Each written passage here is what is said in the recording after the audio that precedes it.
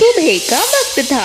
चिड़िया चहचहा रही थीं और कालू अपनी मलाईदार घी लिए पूरे मोहल्ले में घूम रहा था। घी ले लो, शुद्ध ताजा घी ले लो, ऐसी घी और कहीं नहीं मिलेगी। अभी सोई रहोगे तो ताजा घी से हाथ धो बैठोगे। कालू की आवाज सुनते ही मिट्ठू तोता अपने घर से बाहर आ गया। अरे कालू, वही मैं सोच रहा था, अभी तक घी लेकर तू आया नहीं।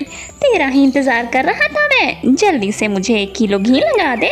अभी लगाता हूँ मिट्ठू, ये लो पूरे 1 किलो घी।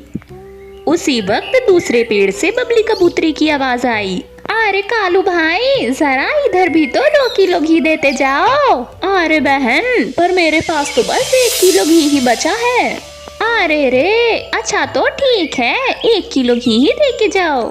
कालू मिट्ठू और बबली को घी देकर वहाँ से चला गया। हाँ चलो, आज भी सारा घी बिक गया। तभी सुनहरी कालू के पास आती है। अरे कालू भाई, आप किधर चल दिए? जरा मुझे भी आधा किलो घी दे दो। दरअसल वो मेरा बेटा चिंटू बहुत दिनों से जिद कर रहा था, मिठाई बनाओ मिठाई बनाओ, तो आज मैंने सोचा उसके लिए मिठाई बना ही देती हूँ। अरे बहन, पर मेरे पास तो अब घी बची ही नहीं। कोई बात नहीं, तुम कल ले लेना। मैं कल घी लेकर आऊंगा तो सबसे पहले तुम्हें ही देकर जाऊंगा। कालू घर पहुंचता है और घर पहुंचते ही अपने पैसे गिनने लगता है। अरे वाह वाह वाह वाह वाह वाह, मजा ही आ गया। इतने सारे पैसे, मैंने घी बेचकर इतने सारे पैसे जमा कर लिए। अरे रे, पर मेरी फूटी किस्मत, अगर आज मैं सुनहरी को भी घी बेच आता तो मेरे पास कुछ और पैसे होते।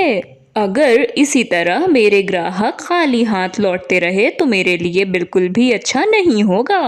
कालू को सारी रात यही बात खाई जा रही थी। अरे क्या हुआ जी, सोते क्यों नहीं? कब से देख रही हूँ, कभी एक करवट तो कभी दूसरे करवट। क्या बात है, मुझे बताओ। कालू गोरी को सारी बातें बता देता है। अच्छा तो ये बात है, मेरे पास इसका बहुत अच्छा आइडिया है, मैं तुम्हें अभी बताती हूँ। वो देखो, वो तेल देख रहे हो, वो वनस्पति तेल है।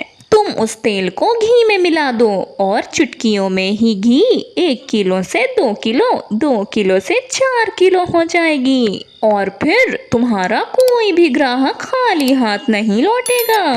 अरे वाह काली, इतनी अच्छी बात तो बस तू ही सोच सकती है, मैं तो कभी ये सोच भी नहीं सकता था। अगले दिन सुबह कालू बिल्कुल वैसा ही करता है और घी का डिब्बा लेकर बेचने चला जाता है। ये लो सुनहरी बहन, आज सबसे पहले तुम्हें ही घी देने आया हूँ। सुनहरी कालू से वो घी ले लेती है और जाकर अपने बेटे चिंकू के लिए मिठाइयाँ बनाने लगती है। पर जैसे ही वह डिब्बा खोलती है, उसमें से कुछ अजीब सी बदबू आ रही थी। ये किस तरह की अजीब सी महक है? चलो छोड़ो, मुझे मिठाई बनाने में देर हो जाएगी। सुनहरी मिठाइयाँ बनाना शुरू करती है और मिठाई बनने के बाद अपने बेटे चिंकू को ले जाकर देती है। चिंकू मिठाइयाँ खाकर काफी ज्यादा खुश था। रात का समय था। चिंकू के पेट में काफी जोर से दर्द होने लगा। अयो माँ, मुझे बहुत तेज दर्द हो रहा है पेट में, मुझे लगता है मैं मरने वाला हूँ। अरे बेटा, तुम्हें अचानक से क्या हो गया? तुम तो शाम में अच्छे भले खेल रहे थे। हे भगवान, इसे क्या हो गया है? सुनहरी रात को ही मदद के लिए मिट्ठू तोते के पास जाती है। मिट्ठू की हालत देखकर तो वह दंग रह जाती है। अरे मीठी बहन, ये मिट्ठू भाई को क्या हो गया? क्या बताओ सुनहरी, जब से गाजर का हलवा खाया है इन्होंने, तब से बस वॉशरूम को ही दौड़ रहे हैं। क्या कहा? गाजर का हलवा?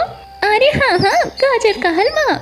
तुम्हारे मिट्ठू भाई के लिए मैंने कालू कौवे से खास घी लिया था कि गाजर का हलवा बनाकर खिलाऊंगी, और वो हलवा खाने के बाद इनकी हालत देखो कैसी हो गई है। इन्हें डायपर पहनकर रहना पड़ रहा है, वरना सारा घर गंदा हो रहा था। हे भगवान, ये सब क्या हो रहा है? फिर सुनहरी और मीठी दोनों बबली कबूतरी के घर जाते हैं। वहाँ भी कुछ वैसा ही माहौल था। दोनों पति पत्नी के पेट में काफी जोर से दर्द हो रहा था। हे भगवान, मेरे कौन से कर्म की सजा दे रहा है? मेरा पेट फट जाएगा।